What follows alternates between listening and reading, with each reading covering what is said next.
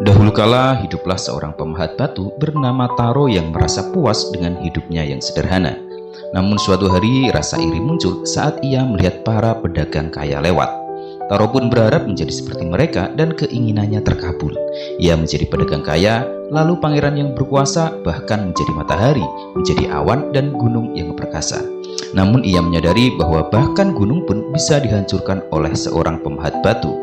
Akhirnya Taro menyadari bahwa pengejaran tanpa henti untuk memuaskan hasrat hanya membawanya kembali ke titik awal, yaitu keinginan untuk menjadi pemahat batu yang sederhana lagi. Kesederhanaan bukan sekedar tentang memiliki sedikit barang, melainkan kualitas hidup yang tidak rumit.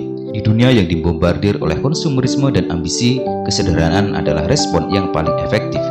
Bayangkan saja saat kita berada di supermarket hanya untuk membeli pasta gigi, namun dihadapkan pada puluhan pilihan yang melelahkan. Fenomena ini disebut paradoks pilihan. Semakin banyak pilihan, semakin kita merasa kewalahan dan tidak puas. Dengan merangkul selera dan pilihan yang sederhana, kita membebaskan energi mental kita untuk benar-benar menikmati hidup, bukan sekedar menghabiskannya untuk memilih barang. Secara ilmiah, lingkungan yang berantakan terbukti mengurangi kemampuan kita untuk fokus dan meningkatkan kadar hormon stres kortisol. Namun, kesederhanaan juga berlaku pada cara kita berpikir.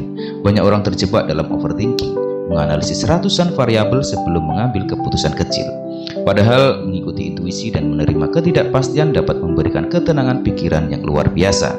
Seperti seorang kakek yang merasa cukup dengan memberi makan seekor burung kecil daripada harus memiliki kapal pesiar mewah.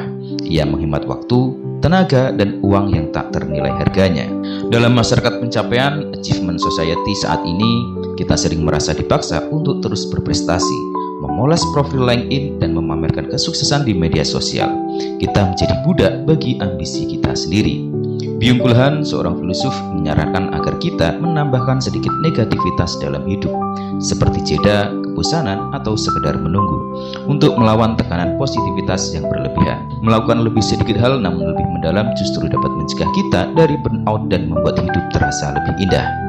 Lihatlah para tukang bangunan itu. Secara sosial, status mereka mungkin rendah, namun mereka sering terlihat tertawa, mengobrol, dan bersantai dengan teman-temannya di sela-sela pekerjaan. Mereka mungkin memiliki penghasilan yang jauh lebih kecil daripada orang-orang di dalam mobil mewah yang sering mereka lihat.